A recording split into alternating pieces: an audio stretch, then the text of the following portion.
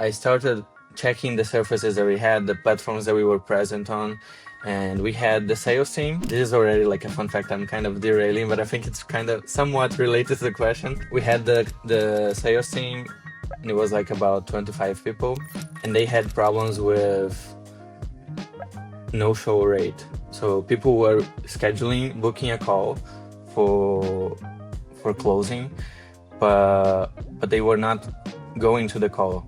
And we had a structure of reminders. So let's say that we had like 3 reminders within 24 hours. But this is the cool part of experimentation. You can test this. You can play with reminders. It's not only the website. My first client was a lingerie brand in Brazil. For context, my background. I joined the agency as a developer. On my first day, they asked if I wanted to be their CRO intern. And I said yes, why not? And in like 2 weeks, I had to run my first experiment. A fun fact is that my first test is always a winner. If I start with a brand, I always win the first one. And how do you push yourself to do more? I think it's pretty much like upskilling, and always like to think that there's no blockers. So if there's a blocker, unblock yourself. Don't think that you're blocked. Then if you're blocked, if you're really blocked, go do something else in a different area. They are experimenters, but they are tied to the website. They are tied to product, but there's no tie. Like unless there is, but unless it's very explicit. But it wasn't explicit on my case. So I just went for it. Meet Gabriel Massa, a growth PM at AOS Medical and former CRO specialist. And you have worked at many CRO agencies, but kind of have moved on into the product-led growth space. And you're taking your experimentation and CRO expertise with you. And in your current role, you help people lose weight through GLP-1 treatments for the brands Bold Pharmacy and Fella Health.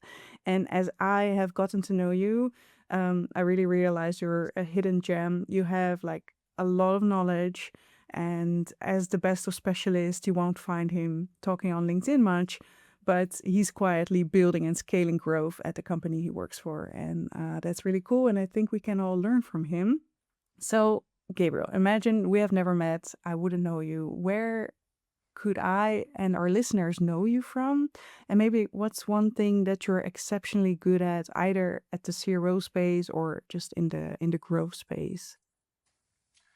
I think that people might know me from my past experience, especially in Brazil. So started in Brazil as a Brazilian, started working at Media Monks, and yeah, I was pretty much into all kinds of roles there, but mostly related to experimentation. But I was responsible for helping people. I think I shared just now with you that I was helping people like on their early stages of their career, like interns, analysts, to upskill. So this was a pretty cool part, and it would also help me because I was also at early stages of my career. So I would learn by teaching, and also it would be pretty good to have people like incentivizing me to do these kind of things. And then I started working for DDC pages, starting like contacting with US clients. And a bit after that, I joined Fella, and I'm here since then. When I started here, we only had Fella Health in the US, but in 2 years we launched in the UK. We have 3 brands in the UK. We have 2 brands in the US, and we are planning to expand very soon. So yeah, we're going for Europe now. And how big was the team 2 years ago when you started, and how big is it now? Honestly, not much change, to be honest, like Mm. in the sense that of headcount. I think when I Mm. joined, we had 80, and now we have, I mean, not considering people that work at the Bolt Pharmacy in the UK, Mm. but the people that are working the digital side of things, I would say that we are at 120, around that. Yeah. Okay. Well, in terms of growth, people-wise is not that much, but I think the brand has Yeah. like grown No, yeah, of insanely. course. Yeah. One of the things that we incentivize and I also like to explore is like scaling without scaling headcount. Right. Sometimes it's going to be inevitable and it's necessary, but sometimes you can push yourself to do more or push your existing team to do more. And it's just like knowing the limit and knowing that you're not at it. And then, Yeah. I mean, you just go for it with the capacity that you have. I see.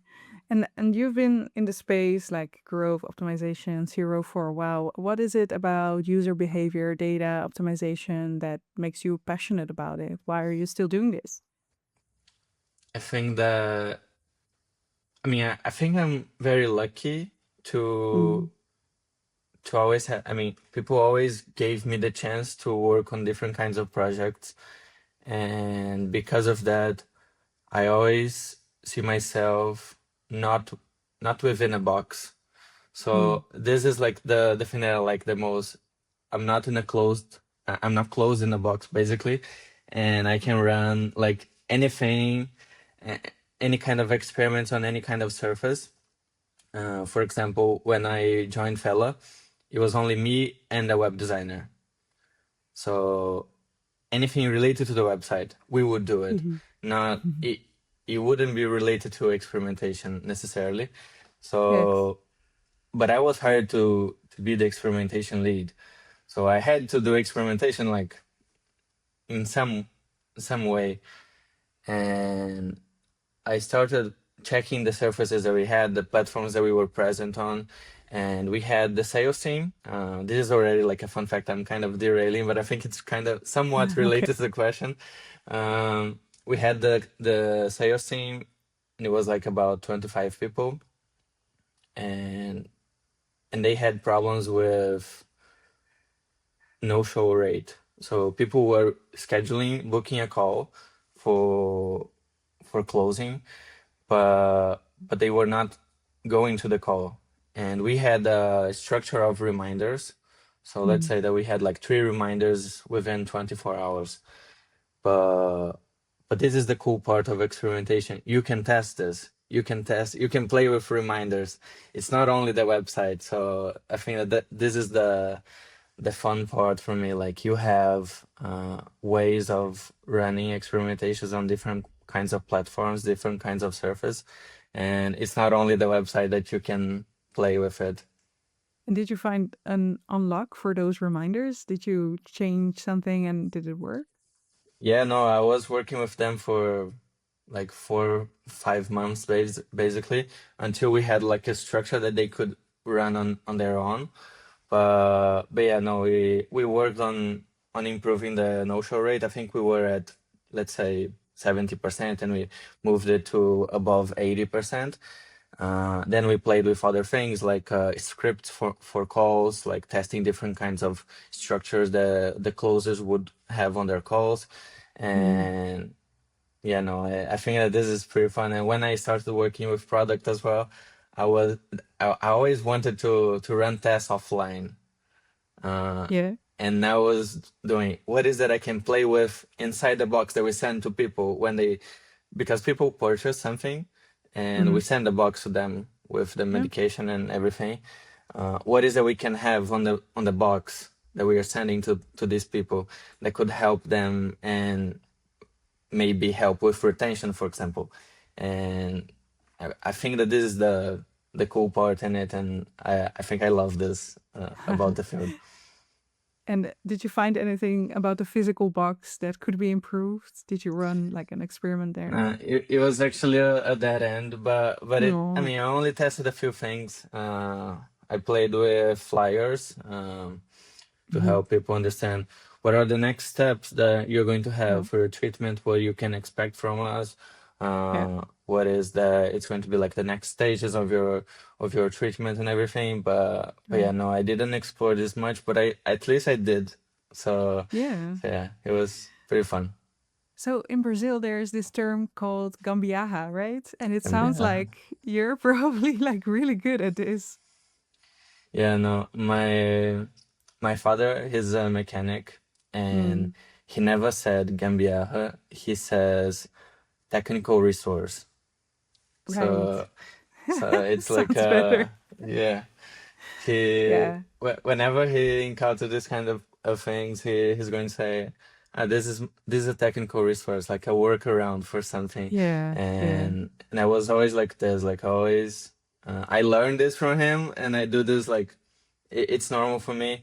I was in when I was working at Media Monks, I was probably the only one on the CRO team that wasn't Mm, working with CRO. So they were giving me one-off projects, and right. one-off projects are like could be a redesign for a website, could be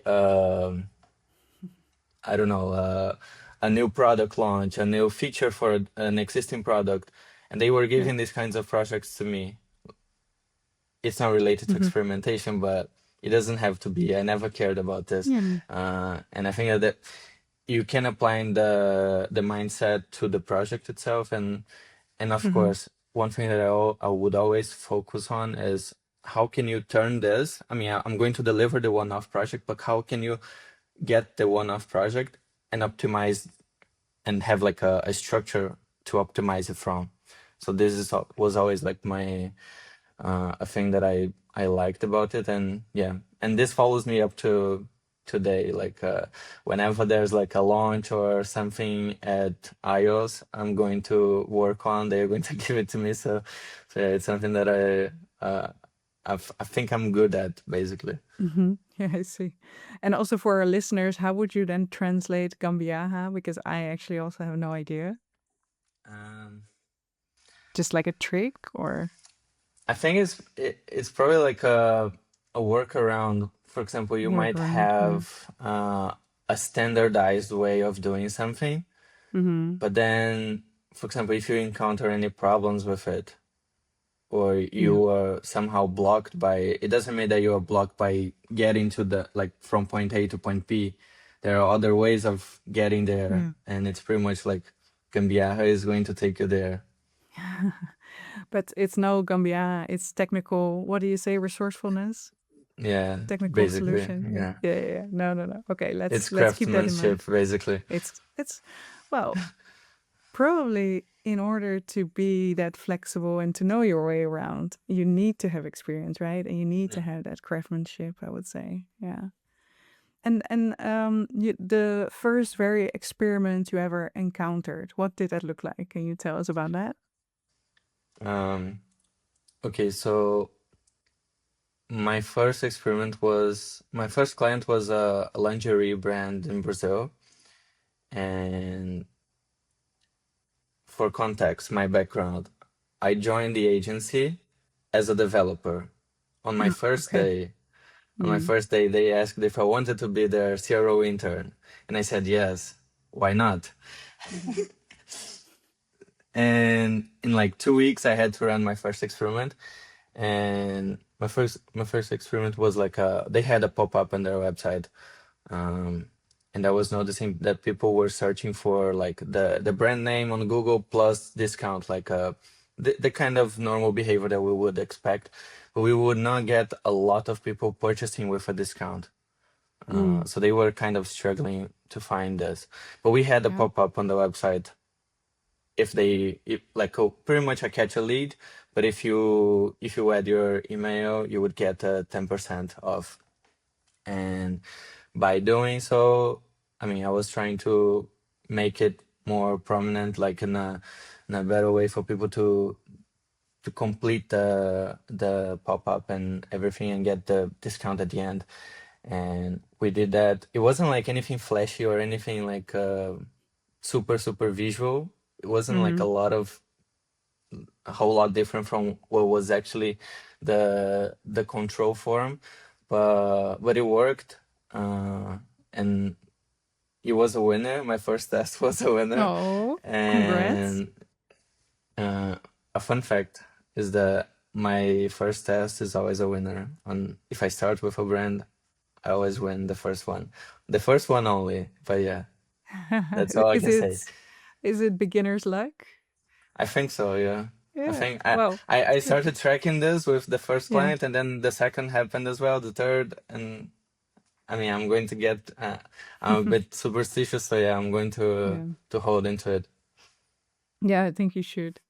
And if we go back to that early days of Zero that you did, how is that different from everything you have done after that? Was there a lot of change in the past years that you have seen, or just very different environments? Yeah, so when I started, um, as I said, I was the first one to actually do zero in the agency that I Mm. was working on, and I was not even like a marketing or a marketer or No. anything related to it. I was a developer, and one thing that I realized that we could do more, but it makes sense that, for example, you have the pace of the agency and everything, but we were just starting to do things, and then we had another agency, like a sister agency that already had a zero structure. They had a very big team on it. Um, and I started learning from them, and we could upskill like really fast, and we were testing way more than we were testing before. Um, and I think that this was always the thing that I challenged myself to do more. How can we scale output with like the same headcount? That's why I think I'm big on scaling like output, but yeah, I think that this was the challenge that I always had, and I would always try to. Not would, but I think I will always try to go for its scaling, velocity, scaling, learnings, and this was something that we would struggle in the past with a small structure. Then I had a bigger structure, and we had more output. We could deliver more, but at the same time, I always thought, and I always hold to myself the thing that I think we can do more. Uh, and then I encounter myself at this position now where we still have a lean team, but this is on purpose. But we push ourselves to deliver like way more, and we can deliver a lot with a very small team.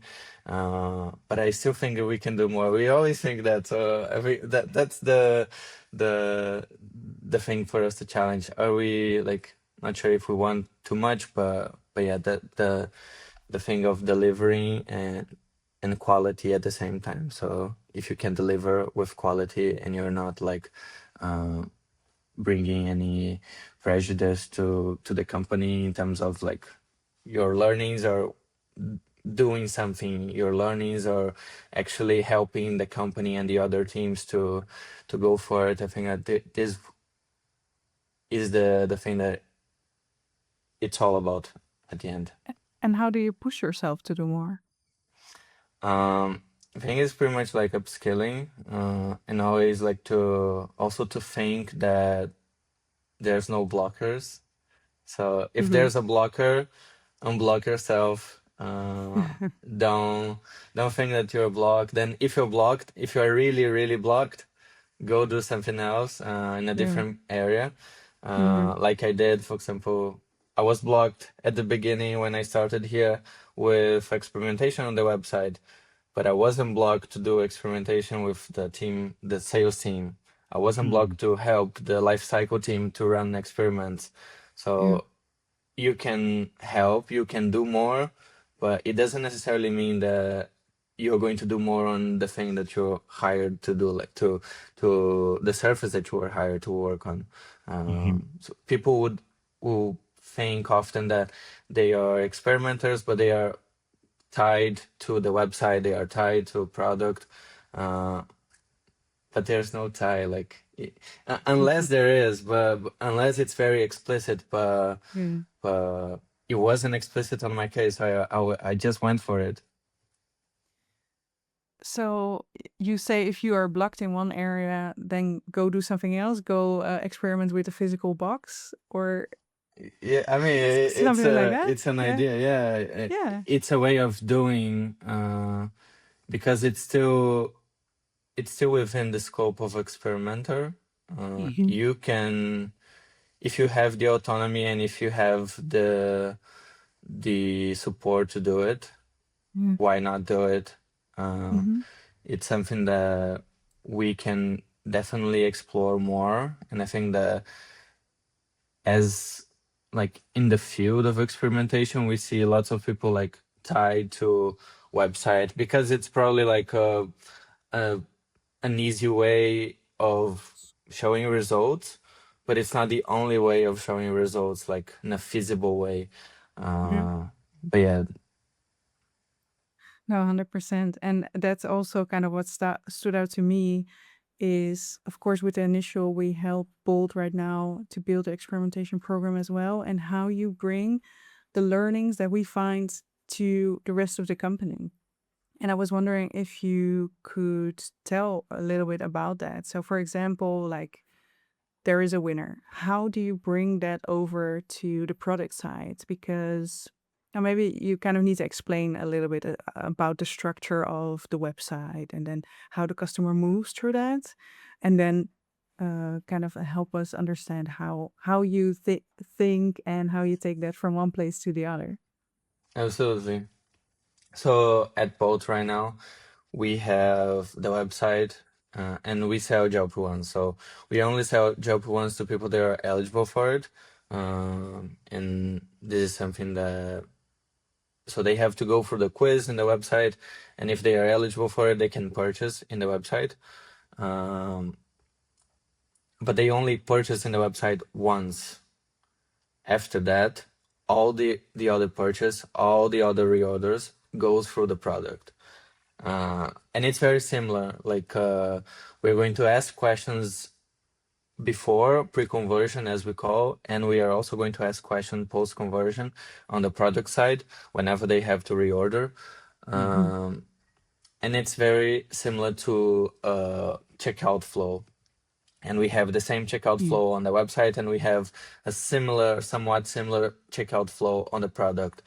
So whatever we learn in terms of purchase or conversion behaviors on the website, we can bring this to the product. And I mean, we can at least try because it's not very different. People went through the purchase flow on the website and they are going through the purchase flow on the product.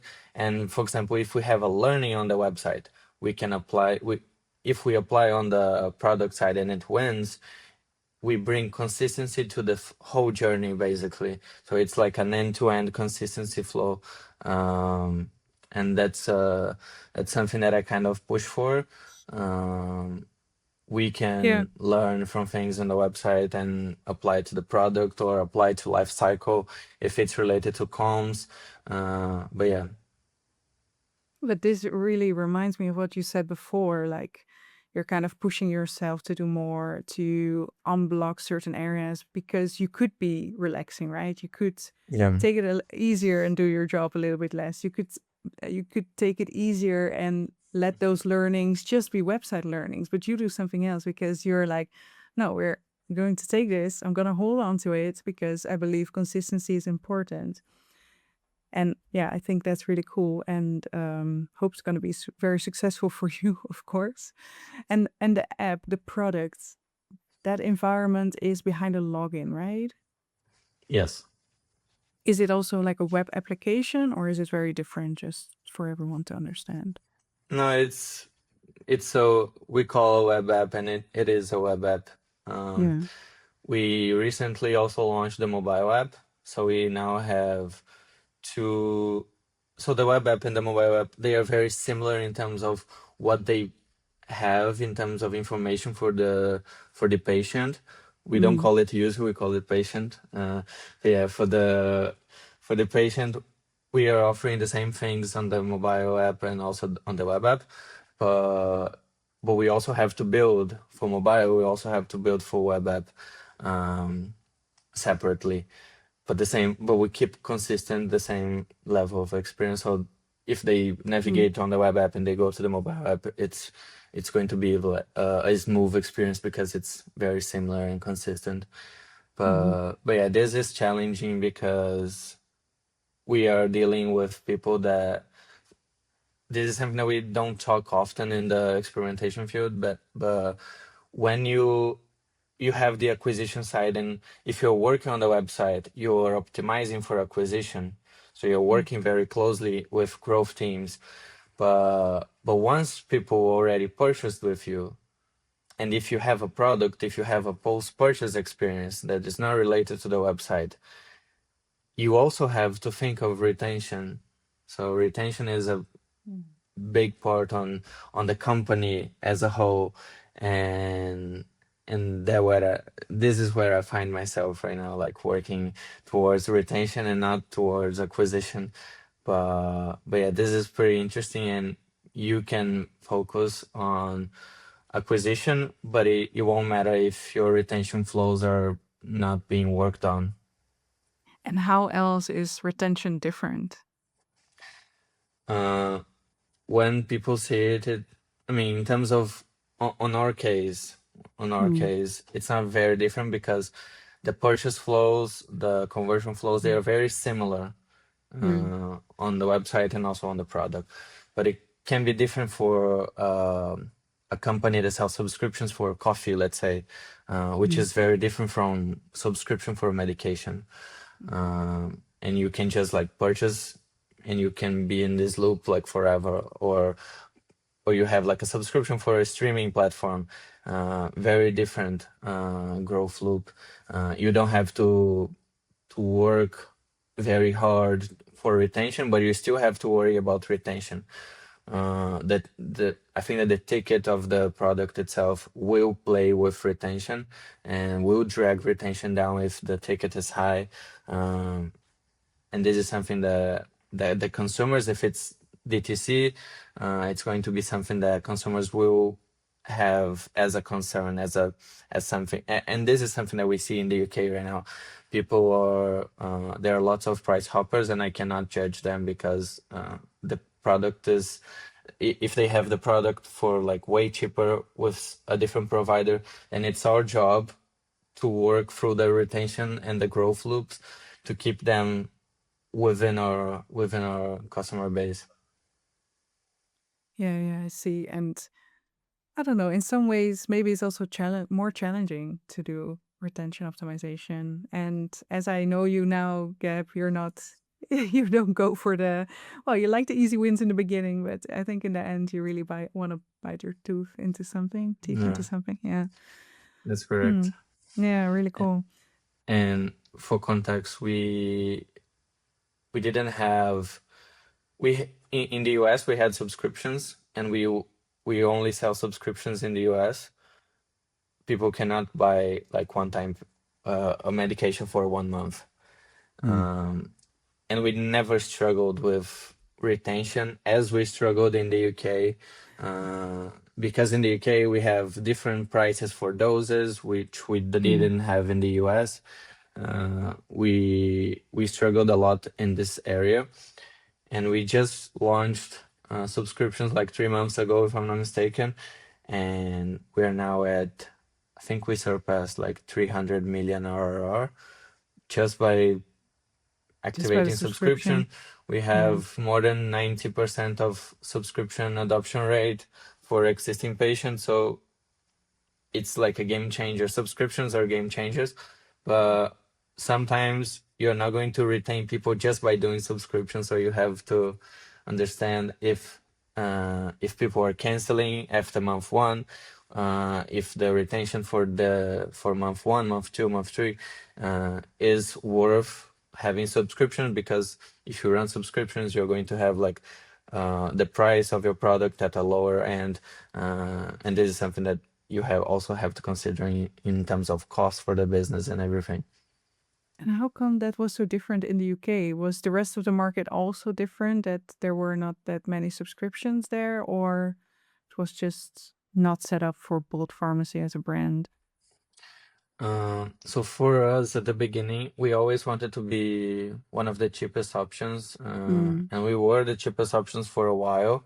Okay. But in order to be the cheapest, especially if you have like let's talk about a specific product like Wegovy. or actually Monjaro is a better example because the lower dose of Monjaro is around 100 pounds, and the highest dose of Monjaro will be like above 300 pounds. So a gap of like 200 for the first and the last dose, basically. And if you're going to run subscription at a specific price, then you're going to struggle to find the price that people will go for acquisition. It could work for people that are already on the medication, already on the highest dose, Mm-hmm. but these are not like the biggest part of the market. So it's something that we struggled a lot in the beginning. Yeah, and the dose grows over time, right? As people use these Yeah, products, you need to increase the dose, which costs more. Yeah, and they're looking yeah. for the right spots acquisition-wise. Yeah. And there's Have you found also that spot yet? So, no, no. we we just launched subscriptions, but instead of playing with specific price as we do in the US, which is very simple. In the US, we have only one price, and that's the price for any dose you might want. Mm. But in the UK, we are doing subscription per product, so per dose, per dose and per product. So it's easier for us to control things, but it's not like the lowest dose will have a price and the highest one will have a different price.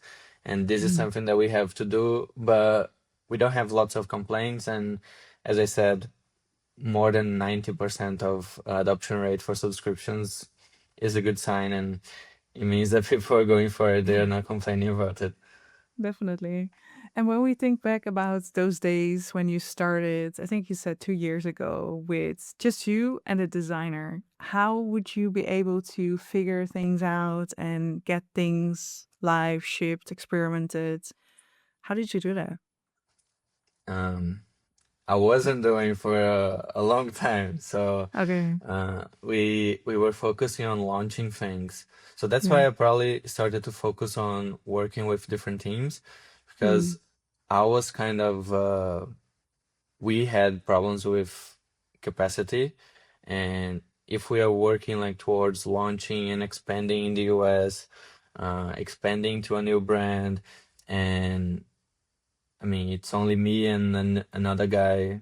We cannot, we couldn't work on experiments, at least Mm. not the complex ones. We were doing like simple kinds of tests, which is very Mm. good. Like in a way that, for example, you're testing copy, you're Yeah. testing small elements, but we're not testing like anything flashy, anything like new, any new funnels.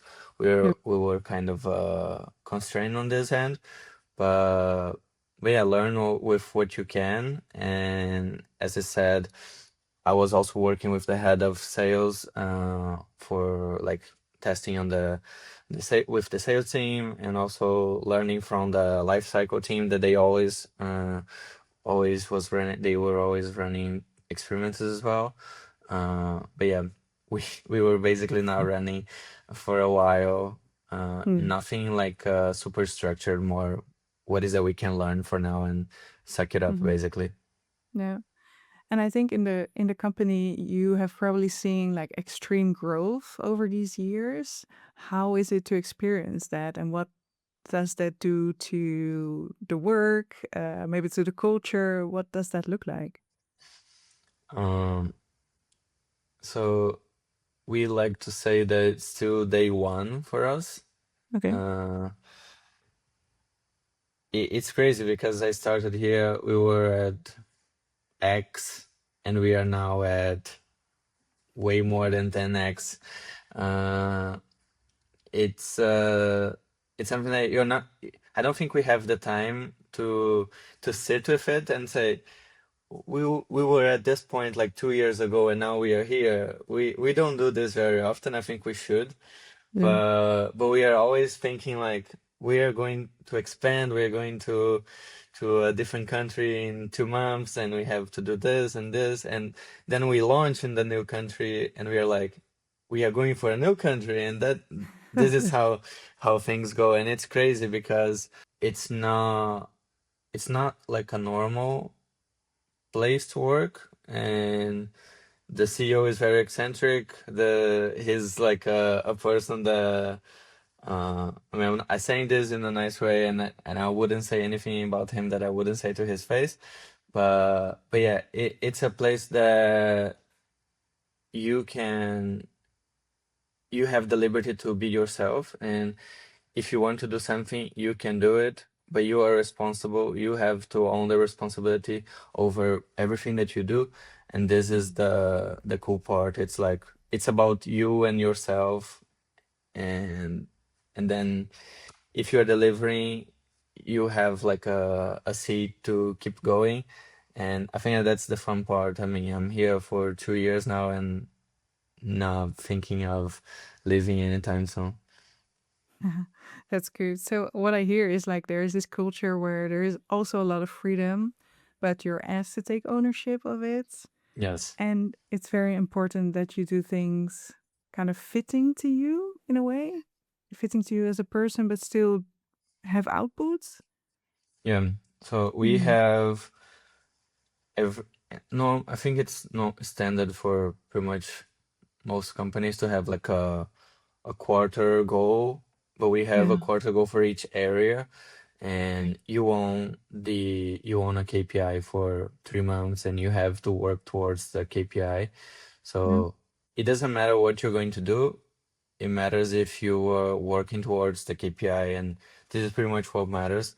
And every quarter, the KPI has to be aligned with the company goals and everything, which is pretty cool. So everyone is working towards a different thing, like a different KPI, but at Mhm. the end, it fits like the main KPI, the KPI that everyone is concerned about. So I think that Yeah. that's the cool part. But everyone is doing what they think is best on what fits their strategy, what fits their capacity towards towards the goal of the company, basically. Nice. And do you think this is also key to the growth? Um, in our company, I think that this could be the case. Yes, I think it's not the only way of getting like growth and getting to good numbers, but in our case, it works. Mm. Um, and what I'm saying is basically there's not only one way of getting like on reaching to a point, but yeah, in our case, it works, and I think that it could be the case. Yes. Okay. And are you a Bayesian or a frequentist type of guy? So that's a funny thing. I was thinking like to me like probably last week, and I was like, people would always go about I'm Bayesian, I prefer frequentist, and I was like, I think I just want to run an experiment on a different area, like on a different surface, and that's what's fun. Like, what's the fun part of it? Yeah, It matters how you are presenting. I true. mean, to the question, I use Bayesian, but it's not like I'm married to it. It's more like how you're presenting to the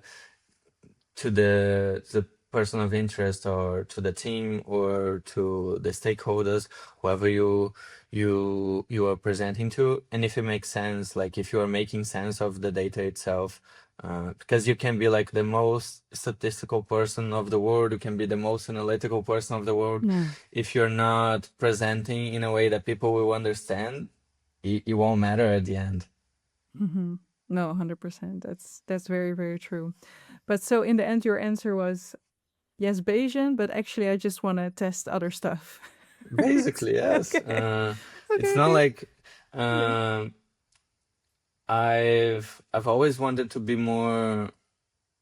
learn more about statistics, and I did for a while, but it's not like I'm someone that works as a mathematician or something of the sort. Of course, we deal with Mhm. numbers, and this is very serious, and we should take this very seriously.